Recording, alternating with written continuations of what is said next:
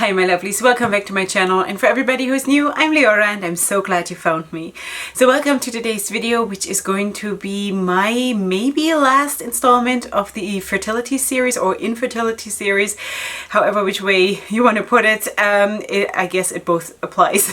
Anyway, I'm not 100% sure if this is going to be the last installment or if I'll have more to say. We'll just see, but for now this is the last child that I'm going to talk about, and this is my child that we conceived naturally. So after all of those treatments and all of that that I've been talking before, and if you don't know what I'm talking about, I do have a playlist on my channel, so you can watch all of the videos that have been made before. So anyway, I just want to really point out before we go into the video that, again, if things like this upset you, please do not watch this video, okay? Because I'm just sharing my heart here, and I want this to reach the people that really want to see it and need to see it and will be helped by it, and I don't want people to watch it that get upset about it, okay? So please come back next time if you are not up for this kind of content, and if you are though, then let's go right into it, and I hope you enjoy the story time. Alright, so if you remember last time we spoke about the day when I almost died because I had a big blood loss after the birth of Micellar and Goldberg, which is my second set of twins.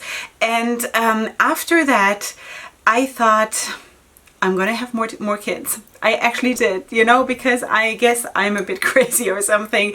But after I had my kids and I had recovered, and for maybe the first half a year or even longer, I thought, yes, definitely I'm gonna go and I have more kids because I still have a lot of frozen embryos ready for me even now, you know. So I thought I'm going to make use of them, definitely, maybe not all of them, but I think as of right now I probably have something like 15 frozen embryos still left. So yeah, anyway, I thought at that point, yes, I'm gonna have more kids.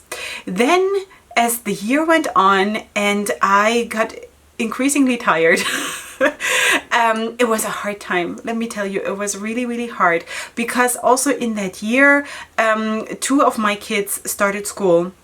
My older twins started first grade, and having babies born and two kids in first grade and one kid in third grade and the other one's just starting kindergarten, and everything it was too much. It was absolutely too much. So when they finally turned one, Micellar and Goldberg, I said to myself, actually, you know what, Leorah?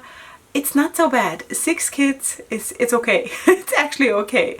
So I was sort of starting to slowly make peace with the fact that that might be it. And I know 6 kids is already a lot, though in my religion or in my country or in my culture, it is good average. It's not that much. You know, there are people who have 10 kids. There are people who have 15 kids. I'm not gonna judge this. Whatever, you know. So anyway, a lot of my friends just have two. In my family, my sister just has 2, and that is fine too. You know what? It is not really the number of the kids that give you the work. Not always. Yeah, but anyway, at that point I sort of made peace with myself that maybe this stage in my life is over.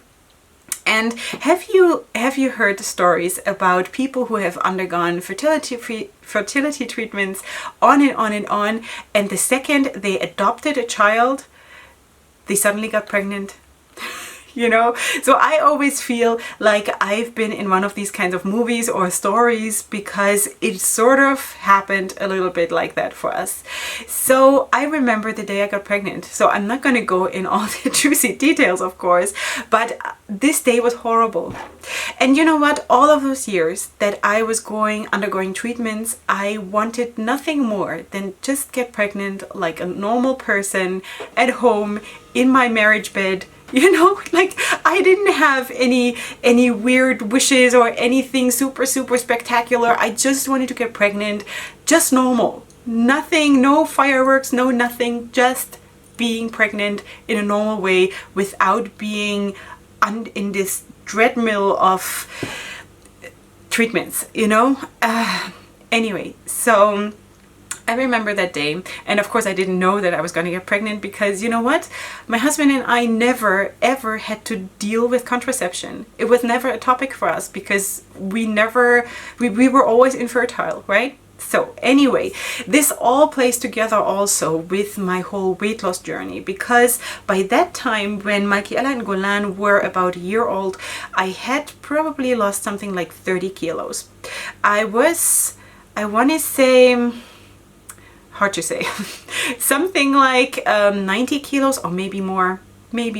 I was still pretty heavy, but anyway, so as you know, or maybe you have heard, that when you're losing weight, if you have been really, really obese, then suddenly your body starts to kick in, and suddenly hormones are being not absorbed by the body fat anymore and actually do something in your body. Of course, I didn't know all these things. I mean, I knew them on paper, but I didn't know that I was in that moment, in that situation, you know? So anyway, I remember that day. It was November, late November, and at the beginning of November was the first birthday of Micellar and Golan. So it was late November, and I have to backtrack a little bit again. Sorry, you know these videos are a bit hard for me, so it's just a little bit all over the place, but I'm just telling it the way it comes to my mind, okay? So if you don't know, in Orthodox Judaism, we women, married women, when we have finished our period and a certain amount of time has passed after the period, we go to a ritual bath, which is called mikveh. So I remember that day, and we have to do like preparations, and we have to really comb our hair and take off all our makeup, take off all the jewelry, all of these things, and then after nightfall you will go to that place, and then you will like dip underwater a couple of times, whatever your tradition is and whatever. So that is basically the cleansing ritual that makes you accessible to your husband again after you had your period. Just saying it like very in general terms, okay? So anyway, I remember that day because I was in the late afternoon, I was getting ready for the mikveh, for the ritual bath, and I suddenly did not have any warm water. It was a disaster. I was basically in the shower full of soap, and suddenly the warm water was gone, and it was late November, so it wasn't really warm outside.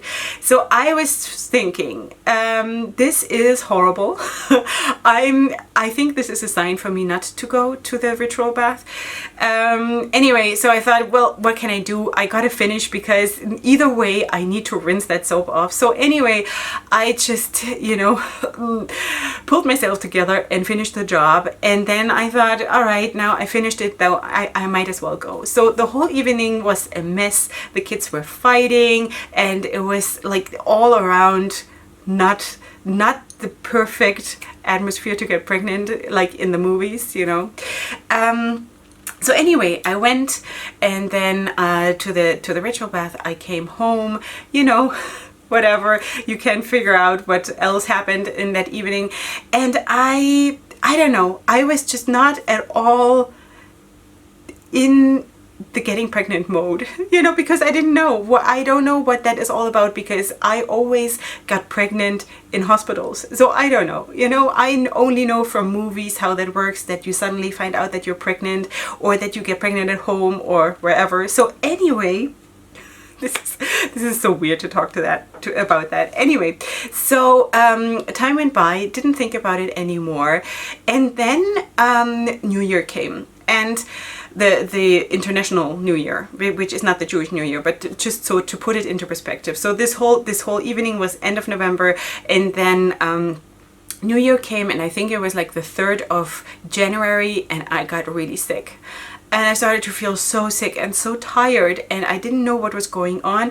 And my husband had a stomach bug right before that, and I thought, wow, I probably caught it from him. And I was like, ugh, I was miserable. And just remember that my body did not know, or I didn't know, how it feels to have a natural pregnancy, because every single time that I got pregnant, I was pumped full of hormones, of artificial hormones. My body was forced into everything, and as nice as it was that we were able to succeed in that way, it's not a natural thing to happen, you know. So I never knew how it feels to not be like a remote controlled truck that is going in the wrong direction on the highway. This is how I always felt when I was pregnant, because it was really, really hard to get into it when your body is not already into it. You know what I mean? So anyway, so I was sick for something like 3 weeks, and I thought, why is this not getting better? I was not really throwing up. I was just sick all the time. I felt sick all the time. I was so tired and so, how do you say that? Edgy? No. Like, I got annoyed super easily, and I didn't know what was happening. So I don't know how many weeks I was already past my date when I was supposed to get my period, but I wasn't too worried about it because my period was never very regular, so I wasn't really, you know.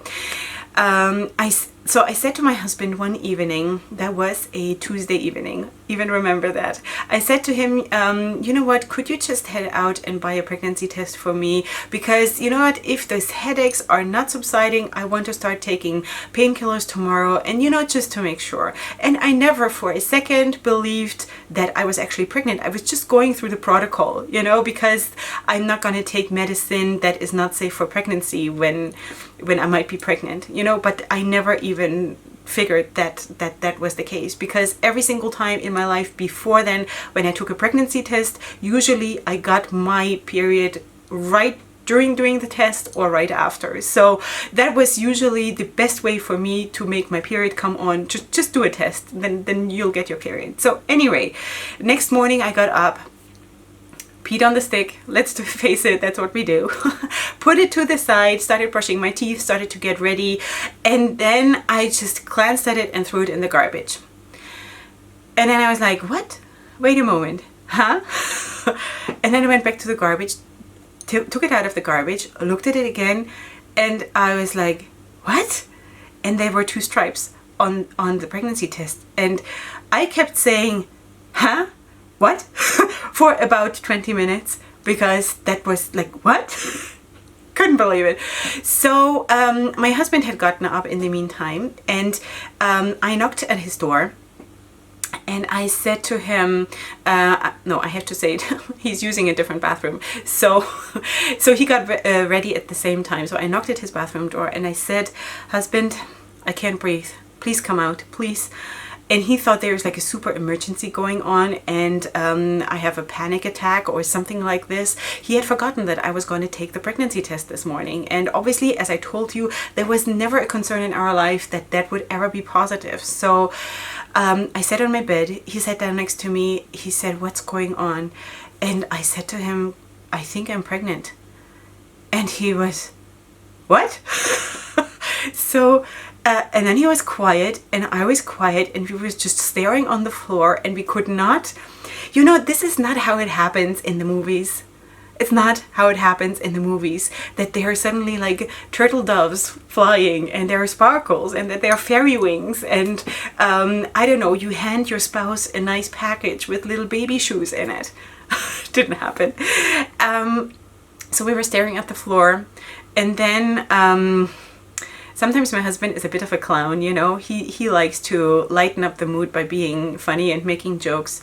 So he was very serious though, and he looked at the floor and he said, wow, this is seriously the worst thing that could have happened now.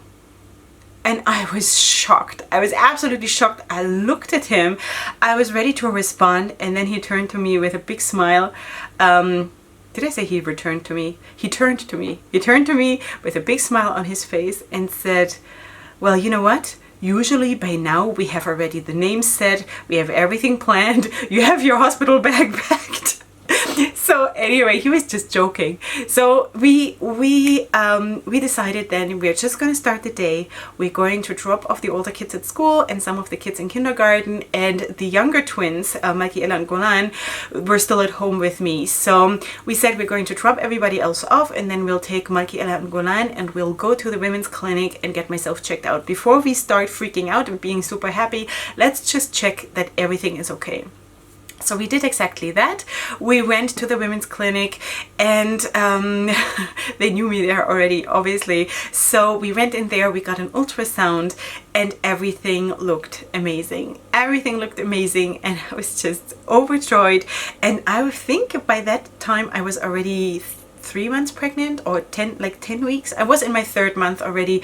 The baby was already 2.1 centimeters big, and I couldn't believe it, because you know, usually when I had my first ultrasound to confirm a pregnancy, that was at 5 weeks, when you barely see anything. It's just a dot in the uterus, and now I actually could see like a shape already, and for me that was like, wow, I'm 10 weeks pregnant, 11 weeks, I don't remember anymore. And now I like, wow, this is going to shorten my whole pregnancy. Anyway, yeah, so that's how it was. And we went home, and then we said, we're not going to tell anyone. We're going to keep this as a secret.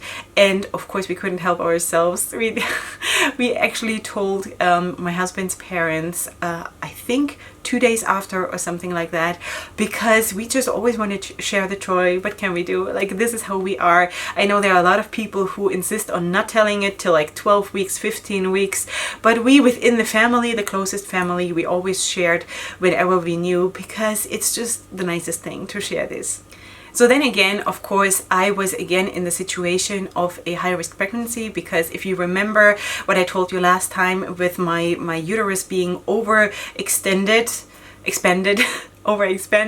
and with the big blood loss I had, and with the whole surgery scars and all of this, this was not planned, you know. So they put me in the category again for high-risk pregnancy, also because I would probably again slip into the gestational diabetes and all of these things. So they put me in there, and then sure enough, maybe 2-3 weeks later, I started to bleed again.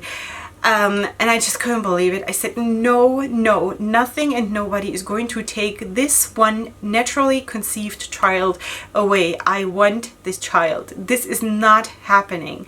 So we went again to the women's clinic. I was freaking out. I was so upset, and I couldn't, like, I was breaking down there in the hallway and screaming for the nurse. And I said, I'm bleeding. I'm gonna lose my baby. Please help me.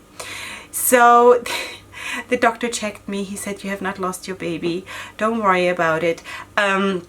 So what it was there was a blood, how do you say that? Blood bladder that had developed next to the baby.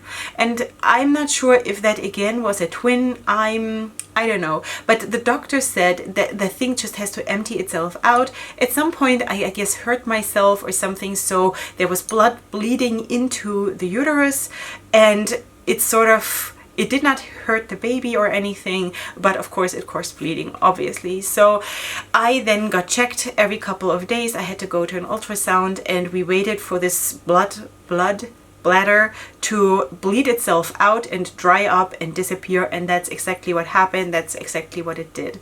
So this whole pregnancy was phenomenal.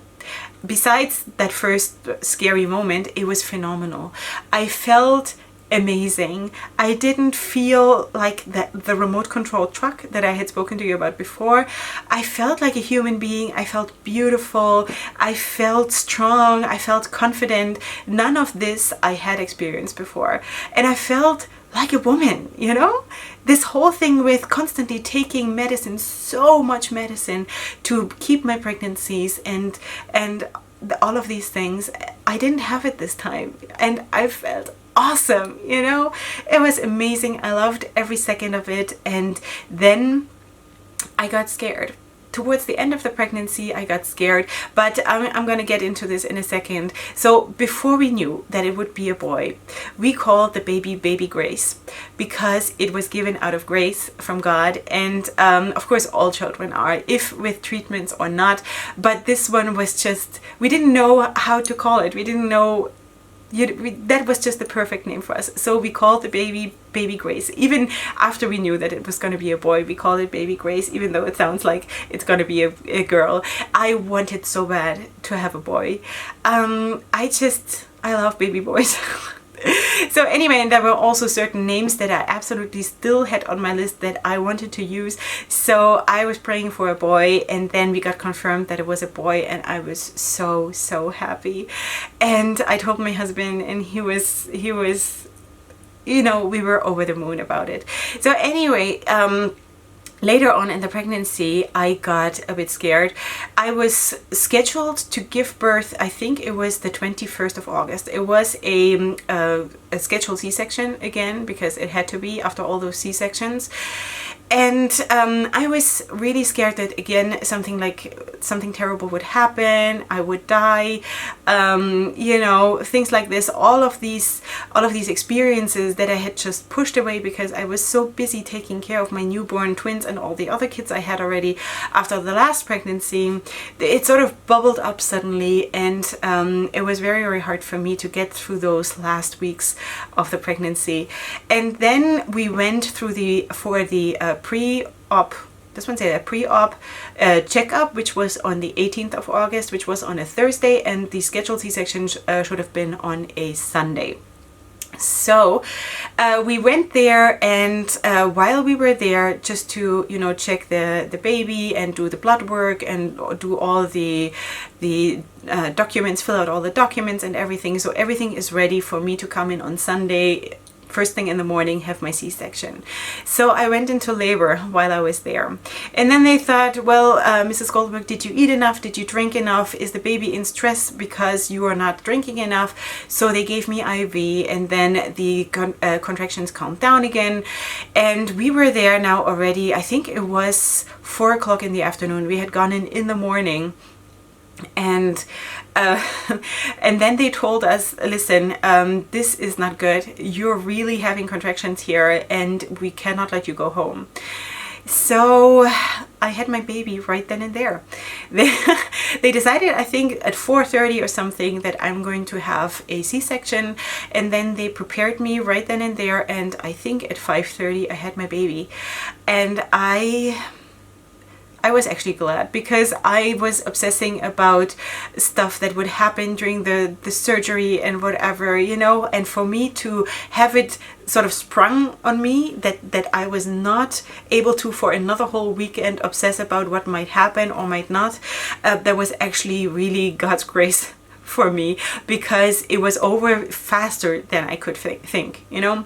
So they showed me the baby. He was born with a very good birth weight. Everything was fine, and I was super thrilled. And then we called the babysitter and my kids at home and told them that they had a brother. And they were absolutely thrilled, because that was absolutely not expected. We had told them in the morning we'll come home whenever we are finished in the hospital. Well, yeah. So next morning my husband visited me then with the kids, and in the hospital they got to see their brother, and yeah, everything was fine. Then after that I went into a bit of a weird situation. It happened to me a couple of times before already, that my blood pressure really got bad, really high blood pressure after the surgery, about like a day or a day and a half after I had delivered. That happened, and I got super nervous. I had panic attacks. It's also, you know, because you never get to rest in the hospital, you're constantly being interrupted, there's constant noise, and especially when you have a C-section, your room is always opposite the nurse's station, because you're more like, you need more intense care, so they locate you closer to the nurse's station where it is the loudest. So you know, I'm a nurse. I do understand the trade of nurses, but I'm not a good patient. I begged them to let me go home. I told them I will not recover here. I will go crazy here. And they did not let me go home. Of course, they couldn't. It's against the law. They cannot let me go home, right? Anyway, so I really suffered, and my blood pressure was really high because I drove myself crazy, you know? I knew that it was very hard for my husband at home with the 6 small kids, and with preparations for the circumcision and for all of this, and handling it all, and me being in the hospital, wanting to be home, wanting to help, wanting to just continue with my life, and I couldn't. Okay, so anyway, I had to be there for, was it 5 days or was it 7 days? I think it was 7 days or 6 days. They kept me there extra because of my blood pressure situation. I had to promise them that I'm going next day to my family doctor and getting this whole situation under control. And I told them, I know from experience, the second I'm going to be home, give me 2 days and I'm going to be fine. It's just that the situation here puts me under so much stress that I cannot get healthy here. So yeah, and exactly that's what happened. So anyway, but the story is not over yet, my sweeties. I had to go then the next day to my local clinic to get the clamps taken out, the clamps, I don't know, of the scar, because after 7 days they are being taken out. You know, what is it called though? You know, these clamps, I think it's clamps. I don't know. It was not stitches, it was these metal clamps. I'm just gonna call it clamps, you know what I mean. Yeah, so of course I had not seen my scar. I was taking care of it. I was washing myself, taking showers, everything. And anyway, so I was lying down, the nurse was about to take them out, and then she looked at me and she said, Mrs. Goldberg, do you know what happened here? And I said, no, what happened? And then she said, well, something is wrong with your scar. It has been clamped together the wrong way. And I was like, what, are you serious? And this was all the morning of the circumcision. So the circumcision, I think, was planned for 3 o'clock in the afternoon, the party, the photographer, all of that. And all the guests invited. And I think I went to the nurse at 10 in the morning. So she says, you have to go and see a surgeon right now. Okay. So I called my husband, I told him I have to go and see a surgeon. I'm going right from here to the surgeon, to the women's clinic where I had my initial ultrasounds and everything. And I'm going to go and see whoever surgeon is on call. So I did that. Then the surgeon said, well, this is bad. He took out all those clamps and then he stuck his finger in the middle of the scar and then he just went like this. And this whole scar opened and it was infected inside and it was bleeding. And he said, like, I can push my hand in like this deep into the scar. So that was more information than I needed. I was freaking out, obviously. He said, you have to go to the hospital right now. I said to him, dear doctor, I am going to attend my son's circumcision. I will not go to the hospital now. No, I will not. I said to him, give me painkillers, tie me up. Somehow I will go to the circumcision, then I'll take my baby and I'll go to the hospital from there. So that's what we did. So he put a sterile, big, how do you say it? Sanitary pad soaked in iodine, I think it was, into my scar, like deep into my scar, and he put a lot of padding over it so it wouldn't like seep out, and taped me up and gave me painkillers. And this is how I went to the circumcision. So after the circumcision was over and the meal and whatever one usually does, we dropped off the kids back home. And of course my kids had just gotten me back from being in the hospital and giving birth, and they suffer from the mom not being at home, right? So they just had gotten me back and I had to tell them that I have to go back to the hospital. Our babysitter was so amazing, and she was like on standby for us all of the time, which was good because it was summer vacation and she was available. So that was amazing. God bless her. So she said, don't worry about it. I'm going to be with the kids. You go and you take care of what you have to do. So it was by then probably something like 9 o'clock in the evening. We took Tekoa, which you probably all know because that is my youngest child that I'm talking about here right now. We took him and went back to the hospital where I had gotten my surgery. And on the way there, we had we worked out a battle plan. I said to my husband, I don't want to stay in the hospital. If it is ever possible, I want to be home, and maybe I'll go every day to the hospital in order to get the bandages changed or whatever, but I don't want to have to stay there. Please be with me on this, okay? So we have to fight this because I want to go back home. I cannot recover in the hospital. So, okay, so we were on the same page with that, and we went to the hospital and they took a culture. They saw it was infected, and yeah, so we went through the whole thing. They deep cleaned the whole area, which almost made me faint because they really dug into the whole area, and it was really, really painful, really gross. And the whole scar is like was maybe something like this long, which is maybe, let's say, 20 plus centimeters, and then it was like super deep. And so the doctor told us then, if you do not want to stay in the hospital, which is a possibility, you can stay here with the baby, and you can stay here till, you know, it closes up at least a little bit, because we cannot give you sutures or anything because it is infected. It has to heal from the inside out. I still don't know what happened during the surgery, you know, why it was clamped the wrong way. The nurse had told me that it was not clamped like this, both ends meeting like this. It was like this, you know, and the clamps were here. So there was, I don't know, how can that happen? You know, I know if I were in America, I could sue the hospital and I would be rich by now. But anyway, so we decided that I'm not going to stay in the hospital. I told him I will go twice a day to our local medical center and we'll have the bandages changed, whatever I have to do, but I want to go back home.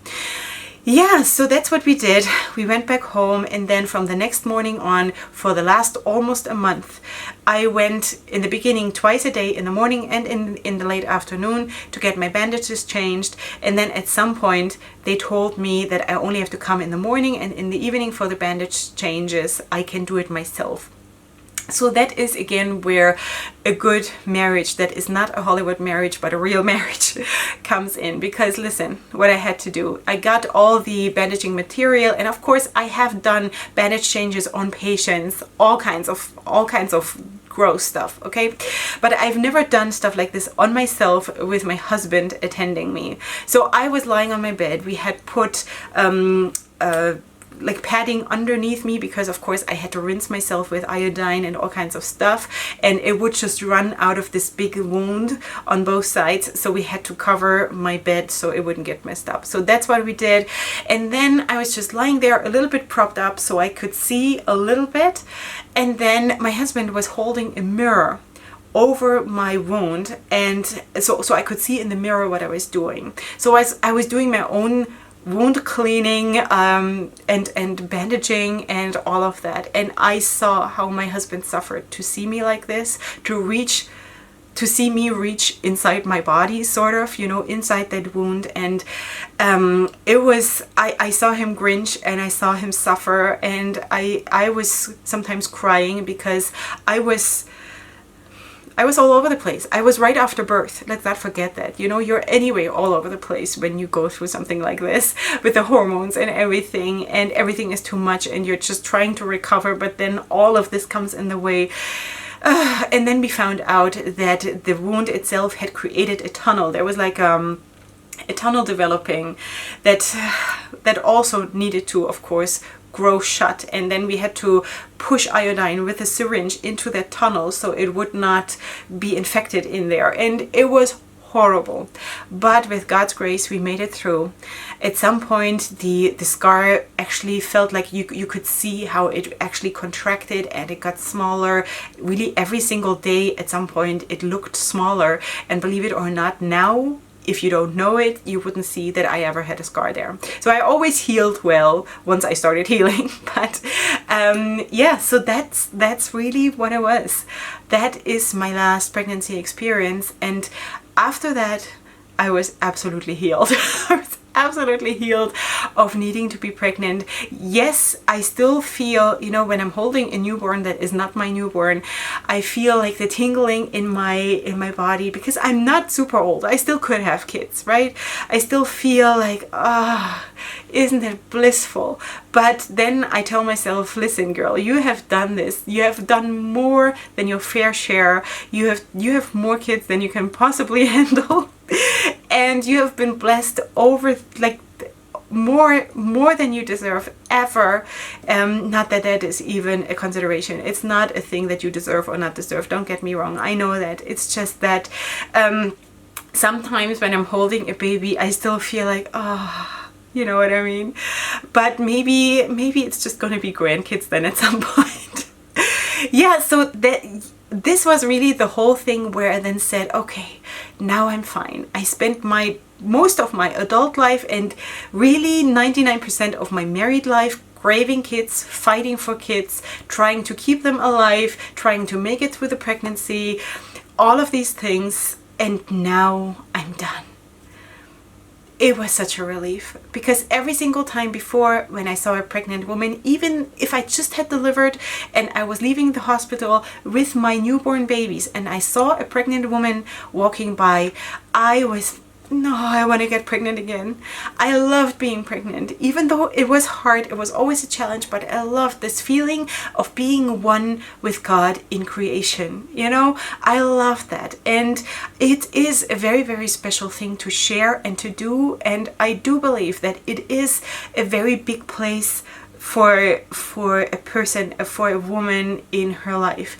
And my heart goes out for everybody who cannot have this, you know, who's fighting for it and who cannot have it. And I don't want to rub it into your faces if you are one of those who's watching this right now. I don't want to, it's not my intention, absolutely not, to rub that into your face and tell you, well, I have 7 kids and you don't. At all. This is not the reason why I'm making these videos. I want to be an encouragement. If nothing else, I want to be an encouragement. And yeah, so anyway, I started to heal. I started to heal not only physically, but after all that, I started to heal from this always craving and always having this hollow place in my soul that always needed to have another child, to fill this void of not being a real woman, of not conceiving naturally, of not giving birth naturally, all of these things. It had left such a void that I just kept wanting to fill. And after Tekoa's birth and after the recovery from the birth, this baby Grace had filled it. God had filled it through all of this, you know. Now I can look at a pregnant woman and sigh a sigh of relief and say, God bless you and God bless me. I'm done. I'm done. I'm glad I'm done. So yeah, that is really the last installment where I'm talking about births and things like this. There might be maybe something else that I need to add to this. Also, maybe if you have some specific questions, then feel free to ask me and I can maybe compile them and make another video on this topic. If you feel like that, please feel free to do so. You can also write me on Instagram privately or something if you don't want to be in the comment section. That is all, you know, I'm here. It's fine. And besides that, yeah, let me just know what you think, if this series has been good for you.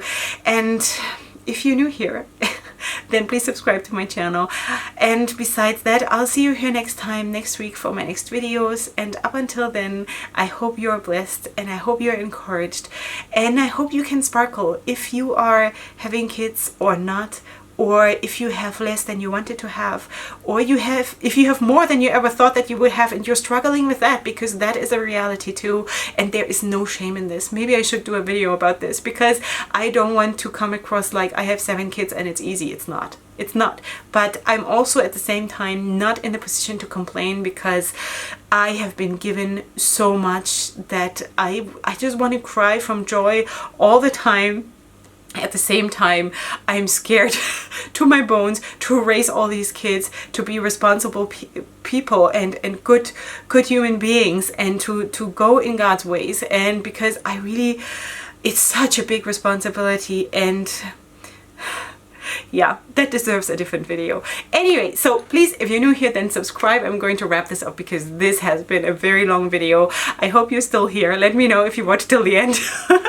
And yeah, I'll see you here next time for my next videos. And up until then, go ahead and sparkle. I love you so much. Bye.